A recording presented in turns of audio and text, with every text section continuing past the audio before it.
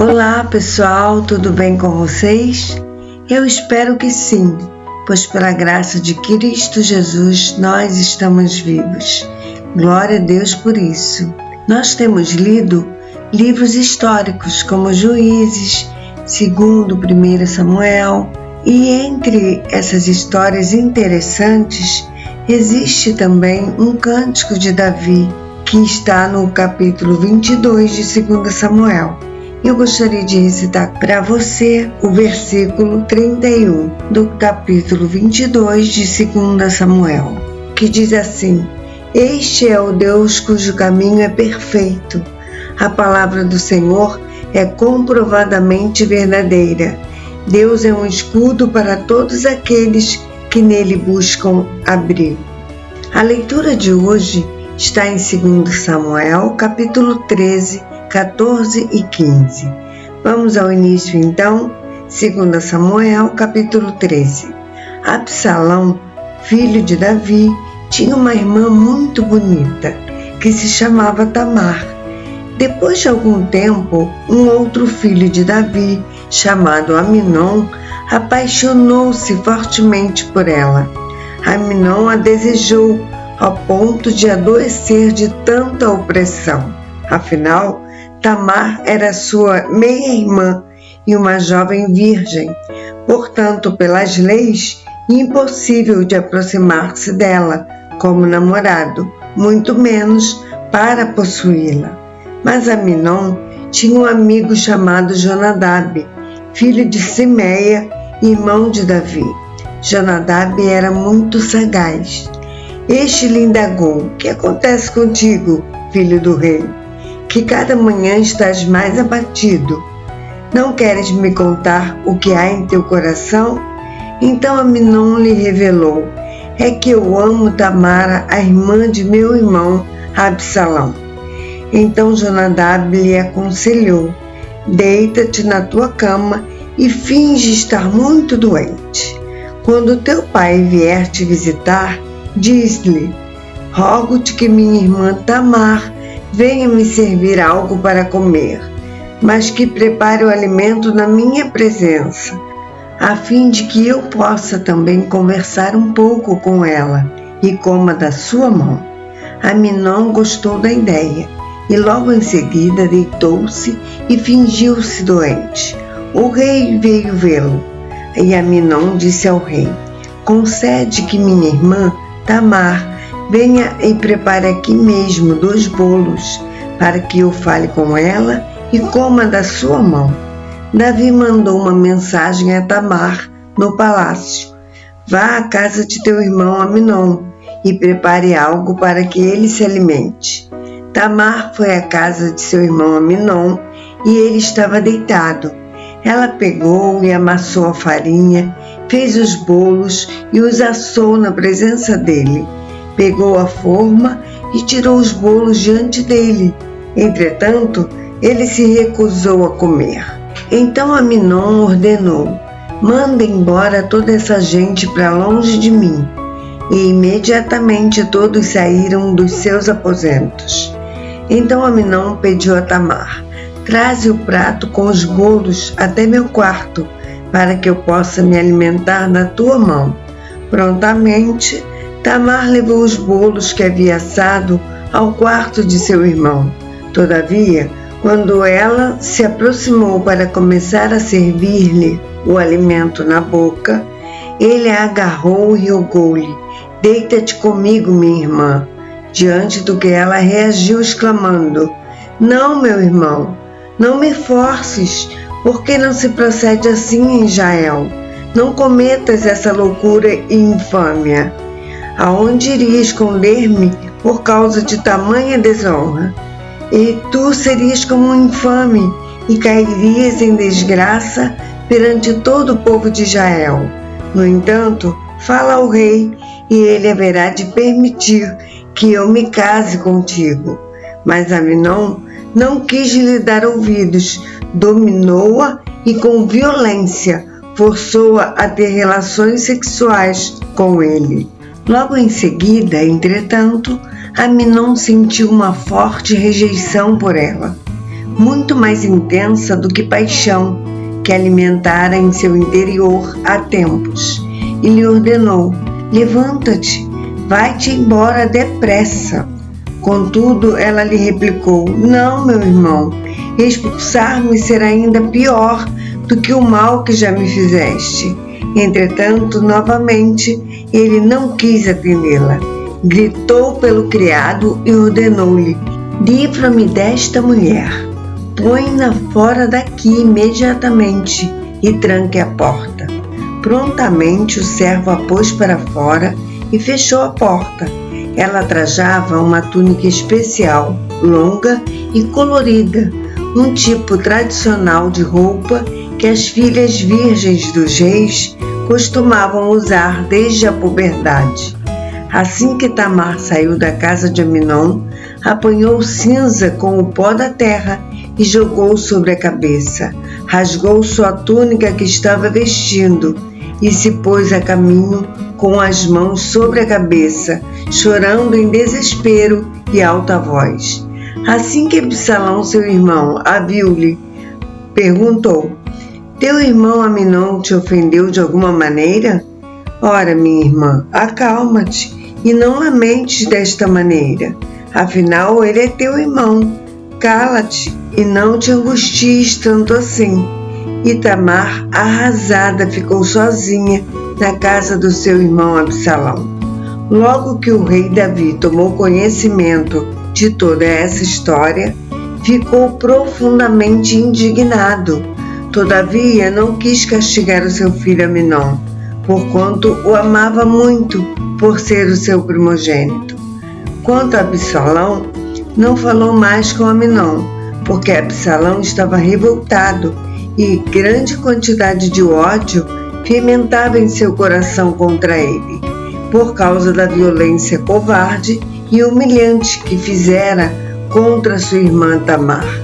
Passaram-se 2 anos, depois deste desonroso evento, e os tosqueadores de ovelhas de Absalão estavam em Baal-Azor, perto da fronteira de Efraim. Absalão convidou todos os filhos do rei para se reunirem com ele. Absalão veio à presença do rei e o convidou. Eu, teu servo, estou tosqueando ovelhas e gostaria que o rei e os seus anciãos e conselheiros se dignem aceitar este convite para irem até lá estar comigo e meus amigos. Então ponderou-lhe o rei: não, meu filho, não devemos ir todos juntos a fim de não te gerarmos uma pesada despesa. Embora Absalão insistisse no convite a todos, o rei se recusou a ir, mas agradeceu muito e o abençoou. Absalão rogou-lhe então: permite ao menos que meu irmão Amnon esteja conosco. Ao que o rei questionou: mas por que iria ele contigo? No entanto, Absalão explicou que fazia questão da reunião fraternal e o rei acabou por consentir que Amnon e seus outros filhos partissem em sua companhia. Absalão ordenou aos seus homens: prestai atenção. Quando o coração de Amnon estiver alegre por causa do vinho e eu vos ordenar ferir Amnon, então imediatamente o matareis. Não tenhas medo. Ora, não sou eu quem vos estou ordenando fazê-lo? A responsabilidade é toda minha. Tende coragem e não vacileis. Os servos de Absalão cumpriram exatamente as suas ordens e mataram Amnon. Então todos os demais filhos do rei montaram em suas mulas e fugiram. Estando eles ainda a caminho, este rumor chegou aos ouvidos do rei Davi: Absalão matou todos os filhos do rei. Nenhum sobreviveu à sua ira. O rei se levantou, rasgou as suas vestes e se lançou por terra. Do mesmo modo, os seus anciãos e oficiais, mantendo-se de pé, rasgaram as suas vestes. Mas Jonadab, filho de Simeia, irmão de Davi, esclareceu o ocorrido. Não acredite, o meu senhor, que todos os jovens filhos do rei morreram, porquanto somente Amnon está de fato morto. Absalão prometeu vingar-se de morte desde o dia em que Amnon ultrajou a sua irmã Tamar. Agora, pois, o Senhor meu rei, não fiques com seu coração pesaroso, pensando na morte de todos os filhos do rei. Não é verdade, apenas Amnon está morto. Enquanto isso, Absalão fugiu. Enquanto se desenrolavam todos esses fatos, o soldado que fica de sentinela observou muita gente que vinha pela estrada de Horonaim, descendo pela encosta da colina. E Jonadab alertou Davi: são os filhos do rei. Eis que realmente aconteceu como teu servo disse. Assim que acabara de dar a notícia a Davi, os filhos do rei chegaram, pranteando em alta voz. E o próprio rei e seus servos e conselheiros todos choravam copiosamente. Absalão fugiu para as terras de Talmai, filho de Amiúde, rei de Gesur. E o rei Davi muito lamentava por seu filho todos os dias. Depois que Absalão refugiou-se em Gesur e lá permaneceu 3 anos, a revolta do rei contra Absalão abrandou-se e deu lugar à saudade, porquanto seu coração já se sentia consolado da morte de seu filho Amnon. 2 Samuel, capítulo 14. Joabe, filho de Zeruia, observou que o rei sentia muito a falta de Absalão. Então Joabe mandou buscar na cidade de Tecoa uma mulher astuta e lhe propôs: peço-te isto, que finjas estar de luto, vista a roupa fúnebre, não te perfumes como se fosses uma mulher que, depois de muitos dias, continua a sofrer e lamentar a morte de uma pessoa querida. Irás à casa do rei e lhe comunicarás este sentimento e as palavras que te disser. E Joabe passou a lhe dizer todo o discurso que devia apresentar ao rei.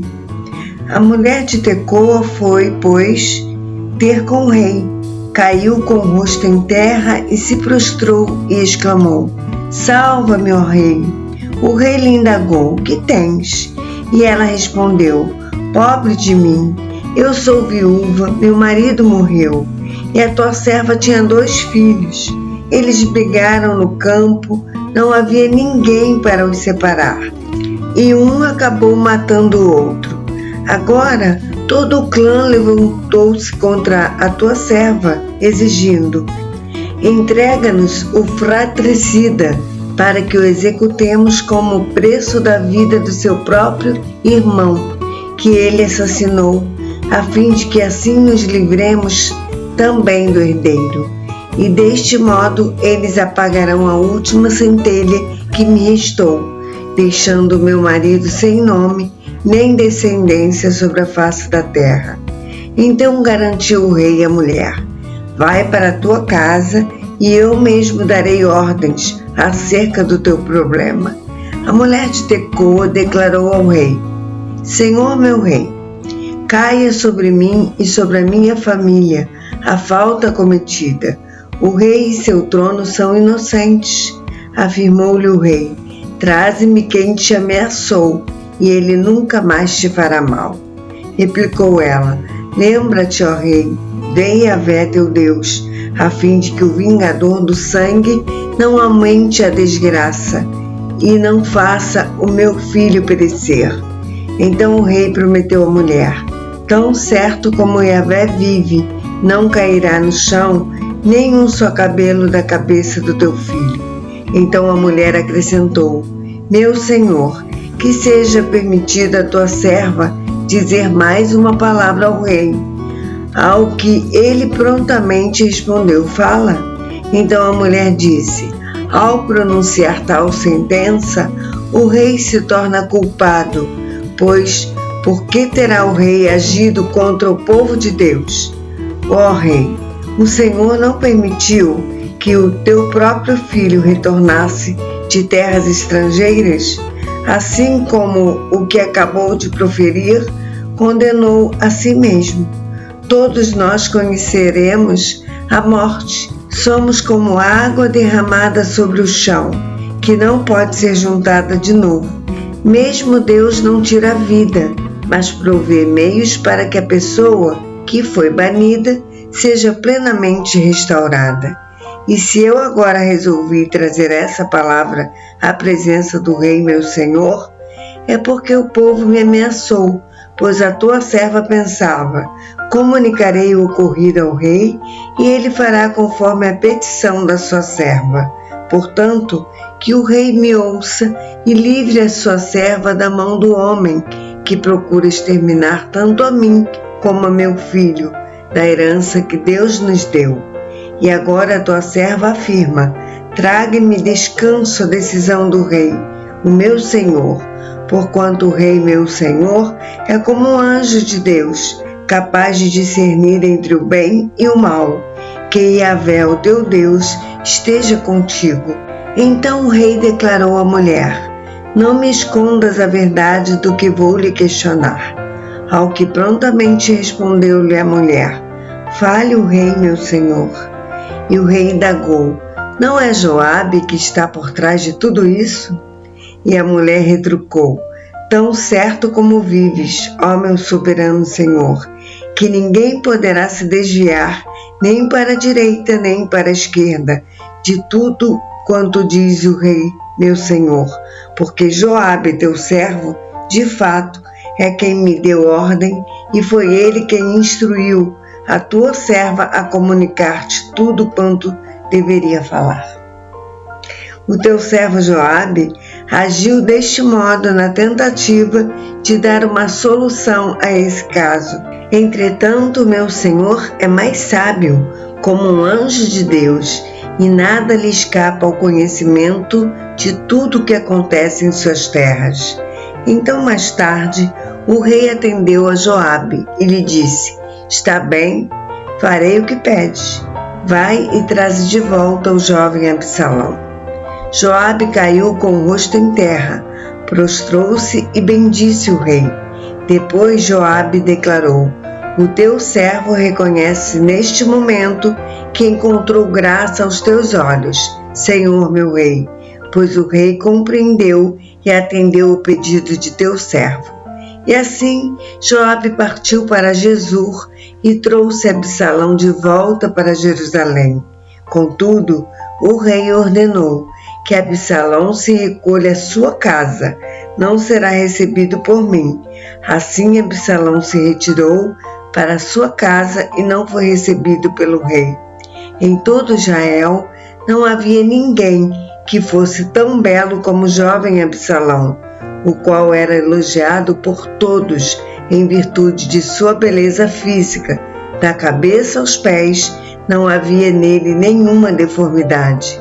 Quando cortava o cabelo, ao final de cada ano, e apenas porque lhe pesava muito, tinha o costume de pesá-lo, e apuravam-se que quase 2,5 kg de cabelo cortado, pela medida real de pesos.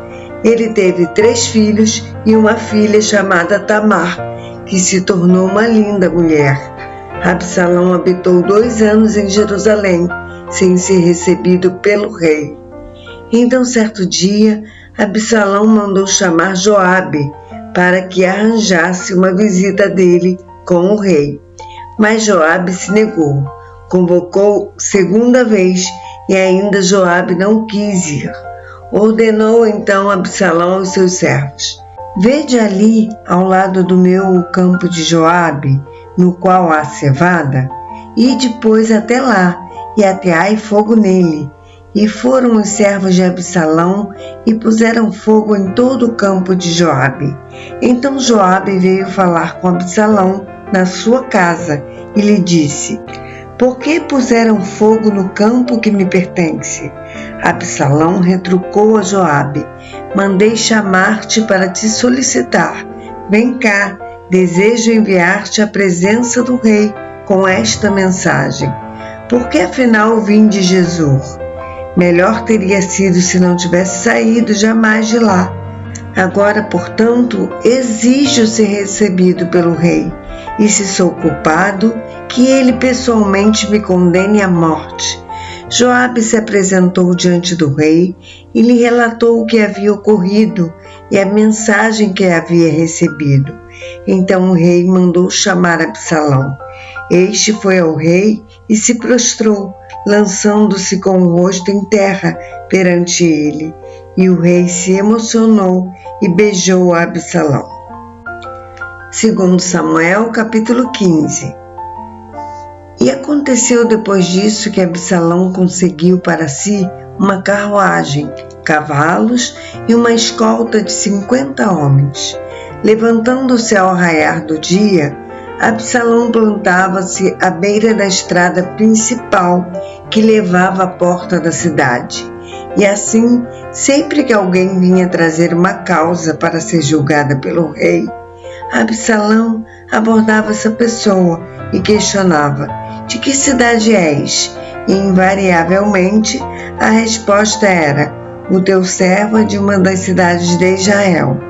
Então Absalão aproveitava a oportunidade e comentava: a tua causa é válida e justa, mas infelizmente não há nenhum representante do rei que te escute. E Absalão sugeria: quem me dera ser designado juiz desta terra. Todas as pessoas que tivessem uma causa ou demanda legal viriam a mim, e eu lhes faria justiça.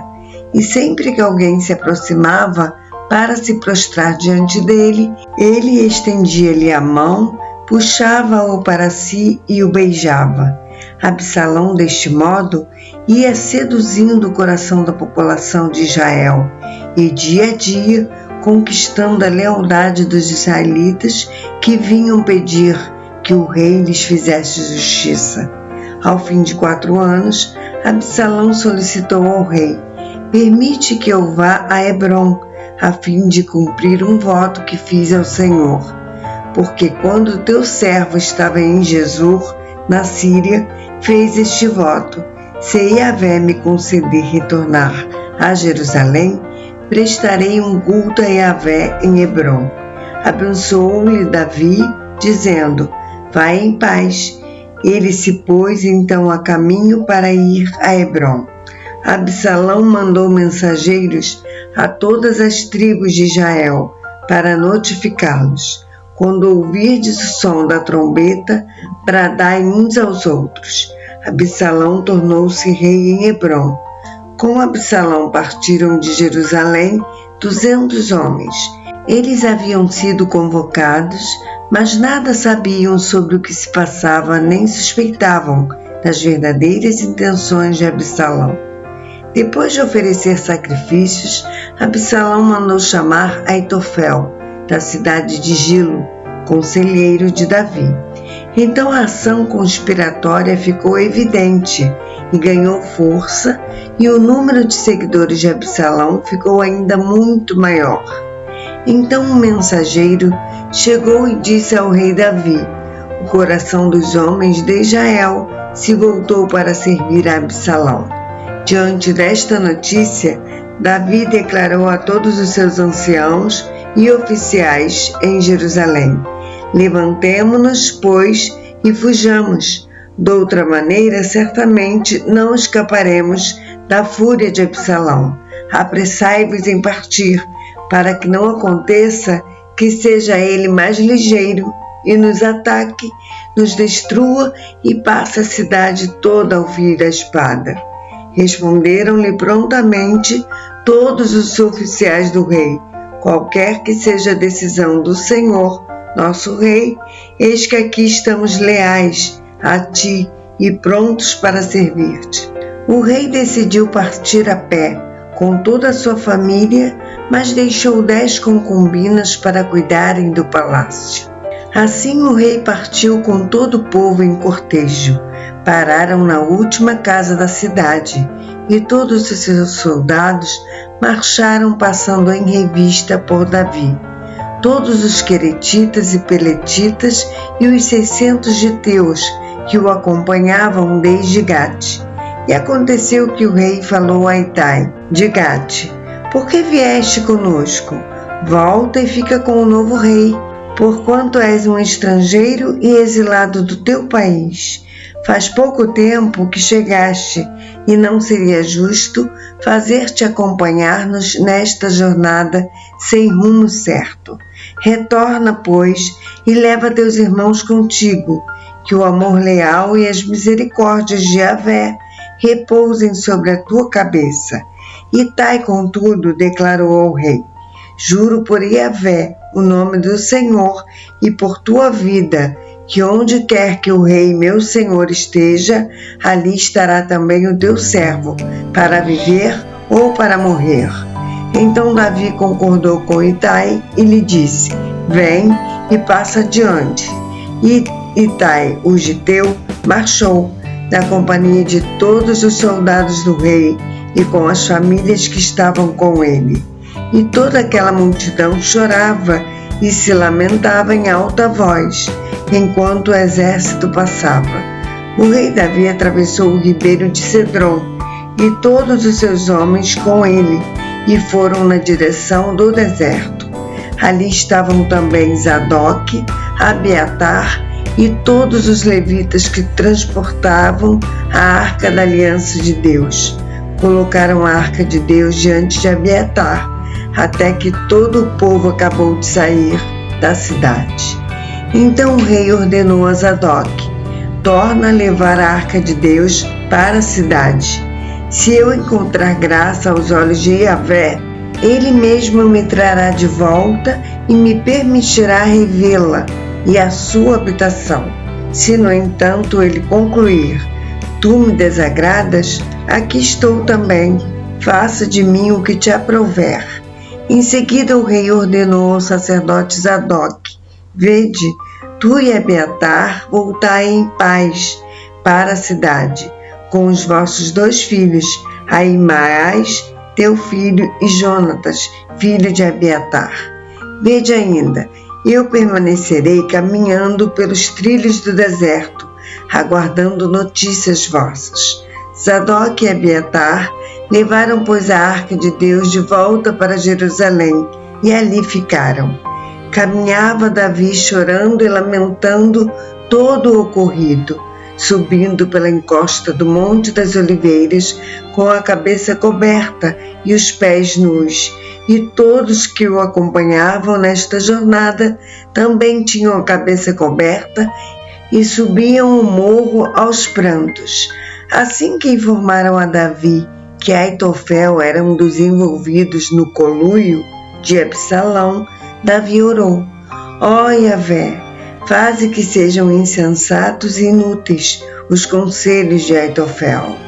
Quando Davi alcançou o alto do monte, o lugar onde o povo costumava adorar a Deus, veio ao seu encontro Uzai, o arquita, com a roupa rasgada e com terra sobre a cabeça. Entretanto, recomendou-lhe Davi: se ficares comigo, ser-me-ás pesado. Todavia, se voltares à cidade e declarares a Absalão: serei teu servo, Senhor meu. No passado dediquei-me a servir teu pai, mas de agora em diante estarei a teu dispor. Assim me ajudarás muito mais, frustrando os conselhos de Aitofel. Os sacerdotes Zadok e Abiatar certamente ficarão do teu lado. Tudo o que souberes do palácio, relatá-lo-ás a Zadok ou Abiatar. Ali estarão também os seus filhos, Ahimaás e Jonatas. Por intermédio deles, me informe de tudo que te for possível ver e ouvir. Então Uzai, amigo de Davi, chegou à cidade ao mesmo tempo em que Absalão entrava em Jerusalém. A nossa leitura de amanhã será em 2 Samuel, capítulos 16, 17 e 18. Eu aguardo você para essa leitura, se assim o Senhor nos permitir. Que Deus te abençoe. Um abraço.